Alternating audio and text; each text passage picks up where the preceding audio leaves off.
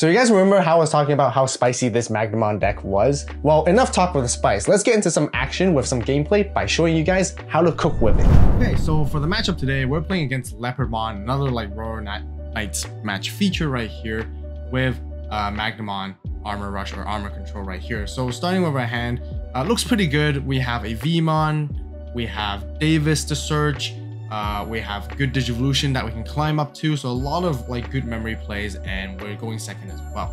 So opponent starts off with green memory boost, and it just makes most sense just to choke them at one with Davis right here to grab ourselves more pieces. Finding a Magnamon X is also going to be good. Now we can climb up the whole stack very easily, and they're just continuing to build their stack right here and pass us to 3. And it just makes sense with this deck. You're just trying to attack as much as you can in the early stages, especially with a Vmon with jamming, and especially when you have the Davis like we do right here. So we can draw one with Magnamon. So we're just getting a lot of value and momentum through. To follow up, we're just going to hard play the Vmon to search for more pieces, and then we're just going to pass them at 3, going into Magnamon right here. The thought process behind that is that we may want to sort of like try to choke them at 1, but with them hitting into 2 green memory boosts, as a Leopardmon deck, they can very easily just pop off right here. So setting up a blocker was probably just more ideal. And as you guys can see, they just move up, go into Panyamon right here, and they get to play a Yoshinoya for free. For free. And then they can just further reduce their Digivolution cost, which is going to be great, and gain memory potentially as well and all that. And I think what they're trying to go for right here is trying to really look for a Leopardmon, because if they had one, they probably went into by now, crack the boost, and continue going so. But you know, they do crack the boost. Hard playing the Salamon, meaning that they probably don't have it. Bottom decking 2 Quartzmons, which is really good and fantastic for us because that's actually one of their huge win conditions against us. If they get into Quartzmon, there's almost nothing we can do as the Armor deck just because we can't unsuspend as much anymore. And you know, we do have quite a bit of unsuspending kind of, you know, combos and effects right here. But back to us, continue to jam with Vmon, continue to draw as much as we can, and continue to apply as much early game pressure as we can to finish the game quickly. And that's really our goal right here, going into Gold Vigimon so we can stun their Magnamon. It's always good to keep the Gold Vigimons in our hand until it's the right time to do so. Don't Digivolve it when there's nothing to, like, you know, take down with DP reduction and to stun either, just because we can always give the opponent a little bit of a surprise. You know, Digivolving it without utilizing its when Digivolving effect isn't the ideal. But anyways, we finish off our board with a Magnamon X and passing back to them. They'll continue to build their stack. They're trying to continue to find what they need, which is Leopardmon. They're continuing their search, which seems to be a bit of a struggle for them, because if they're able to get into it a bit sooner, they would have a much stronger presence and advantage over us. But right now, we can, you know, just prevent them from chipping us away because of Magnamon X. And the sooner we get into Magnamon X, we stop all chipping capabilities for most decks. And we kind of have no choice right here. They actually have to go into Leopard mode specifically just to suspend down our Digimon, so they potentially will survive the next turn, because it's actually a really good play. We've been debating and talking about it here specifically. When it comes to Magnamon and Armor Rush and the blue deck in general, you can kind of expect them to be a play hybrid. With the sheer amount of cards I've drew throughout already, I have so much more card advantage. It's very likely to assume that I have a hybrid for game alongside with Davis, and potentially 4 attacks next turn. If they have no defense whatsoever, it's just basically game over. So right there, they did make the right play, going into Leopard mode, suspend down one of our Digimon so we can't unsuspend. So right now, we can no longer go for lethal because we do have a Lanamon in our hand, actually. So that was a really good play on their end. As we're discussing it anyways, it just makes sense that way, because otherwise they can just, otherwise we would just win right there, unless if there was any security bombs. So right, we have to play a little bit differently. We went into Magnamon here to unsuspend, go for the Awaken of Golden Knight to go into another Magnamon X. So we're just like building up a defensive wall at the same time, not trying to let them attack, and try to build up our bodies a little bit so we can swing over them. Potentially, if they ever do find Leopardmon, they can bring out a lot of blockers. But we have a blocker ourselves as well, being Magnamon right there. So we're pretty much in a decent spot, quite even spot, honestly. We might have a slight upper hand just because we have more level 6s than them. They're still continuing their search. There's 3 level 5s on their board right now at this moment, and they went into Leopardmon. And they would just go for like it's when Digivolving effect to play something, essentially. And then they will have a blocker, and then it will be back to us, and it will be our turn to sort of try to pressure back and sort of interact with their board that they set up right here. Contemplating, you know, right here, they end up deciding to just go for a Magnamon and just hard playing it. We're just talking between whether it makes sense to Digivolve on top of Panjamon instead of Lilymon, but they, you know, they want to go for like security extra attacks, right, with Lilymon, so because you can get pretty explosive with Leopardmon too, to take a chunk of security out of nowhere. So we're just debating right here and just talking about like, you know, which one should they really be Digivolving, but you know, concluded we'll stay the same thing. Again, Digivolving and continuing our search, or continuing to play and see how we want to control the board. We have quite a lot of good control options there in our hand, as well, as you guys can see. So we're just going to try and chip away at them.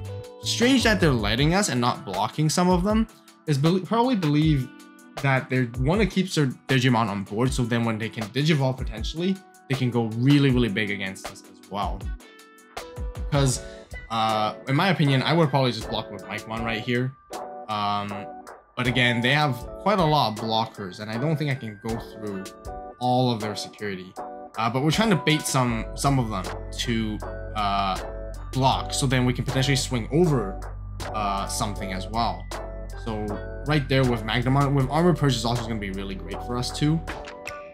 So we don't have to worry about too much if it's ever threatened to beat it. They're not going to move their Leopardmon either, because they know if they do block and suspend it, we're just going to go and attack with it with Magnamon X, and then we get to find in security after. We're going to continue to pressure and bait for more attacks. We want them to block somewhere. Maybe going on top of a hybrid with Davis right here might be too soon, might be yeah, too risky of a play, but we were contemplating on maybe just playing a Davis back and then passing them to 3, so we're okay with that. But we do have other thoughts right here. I did kind of want to do Soul Rai, because I do know that they're trying to go for a big combo play because of Digivolving on top of security +1. So we don't want them to do that either. That's why we just cleared their Leopardmon. So either Soul Rai or Davis would have been a decent play. Maybe in hindsight, maybe Davis would have just been better, so we wouldn't get choked out for the rest of the game. But Soul Rai just felt like it was really good. And again, like I mentioned in Deck Profile, this is why Soul Rai is really good in this specific format and specific meta, and just really showcasing you guys the usage of it and how good, because it's gonna pay off a lot in this particular build that we're going for. Overall, the approach is just really nice, because when it comes to Armor Rush and Magnamon, we can play super aggressive and super quick and swing, and we can leave all the control to the top end instead, so we don't really have to play like control stuff in the lower end. We can just focus on aggression and attack as much as we can. Right here, they do go into Leopard mode on top of Leopardmon, and they're hoping to sort of like go for some big combo plays. They do suspend down our Magnamon to prevent it from unsuspending. They are gonna go try and swing right here and try to see if they want to, yeah, they basically just want to clear our board and take out our Magnamon X's, and being able to, you know, suspend something and unsuspend, clearing both of them, which is pretty good for them. And yeah, right here, I just forgot for a second that, you know, Magnamon X protects, so we still have like an extra protection. So we're still good, and we still keep our bodies, which is good, which is totally fine.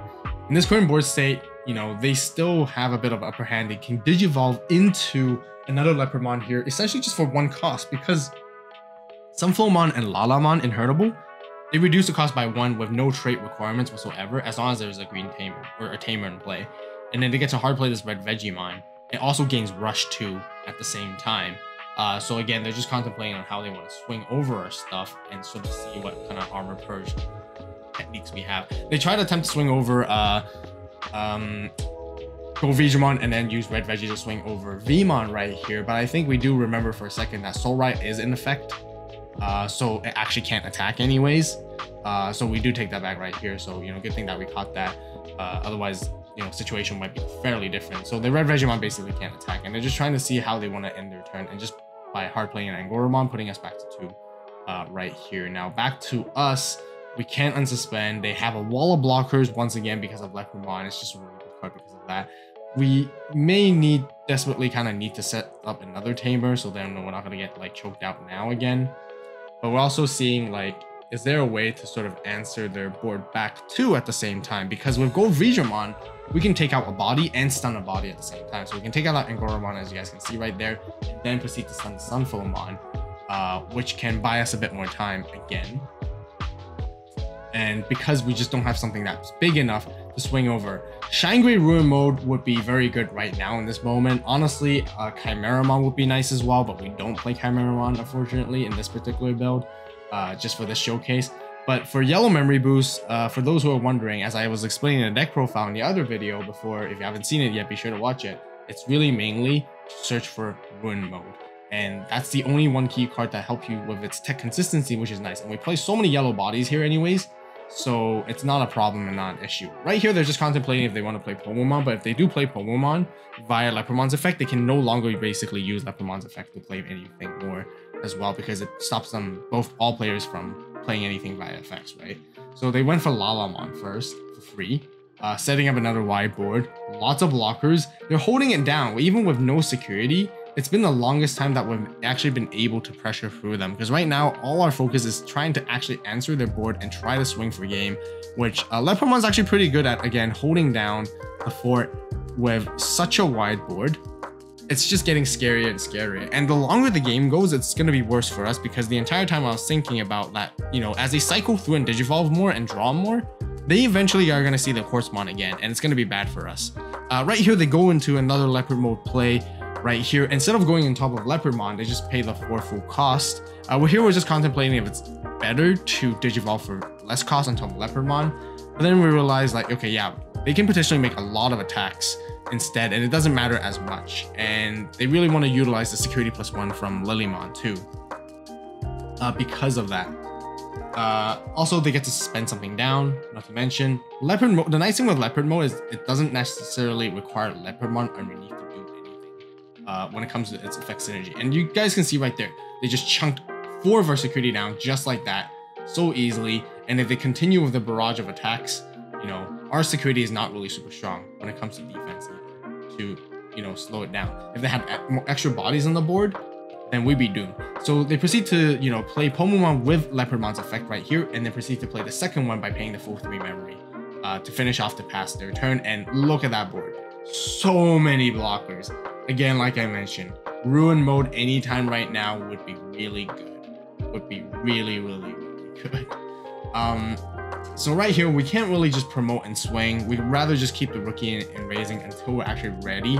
Right now, we're gonna have to, you know, think very deeply on how to clear their board once again, and how to prolong the game a little bit more until we find the right window to go for the attack. Because again, we can't attack like mindlessly right now, otherwise our Digimon will get deleted. So we do push up the Vmon and realize that we can actually clear board with Gold Digimon, because getting into it is just really nice. Stunning something as well, taking something out at the same time. Not too worried about the Pomomons, because that's going to hurt them a little bit more than ourselves. So right here with, you know, 1 memory to work with, wanting to pass them back to 3 effectively once again, I think Soul Ride was probably the best move here to stun their entire board. They had a Leopardmon with no sources. They really only have 1 Digimon out there that's left. And knowing that they went through quite a ton of their Leopard modes, the only thing that's really going to KO us right here would be having another Leopard mode. But we're still okay, because we have 2 blockers to potentially stop the attack. And with Soul Ride in effect, only realistically 1 Digimon can attack at the moment. Otherwise, they can digivolve into Leopard mode on top of Leopardmon, but they can go into Panyamon right here, Sunflowmon. The Panyamon is still stunned though, because of the Gold Digimon effect and not Soul Ride. So they continue to try to find their pieces. Right now, it's really just a game of who has the longer lasting resources and who can make that final pull through to attack. They do proceed to play Lilamon right here. Seems to be a bit of a misplay, because they could just pass us to 3 instead, rather than giving us a ton of memory like that, because it will be really good for us now to make even more plays, and, you know, gives us a lot more flexibility on what we can do during our turn. But it seems like they actually have very few cards in their hand, because they've been focusing a lot on hard playing stuff via the effects. They actually haven't been building their stack as effectively as they should be to draw more cards.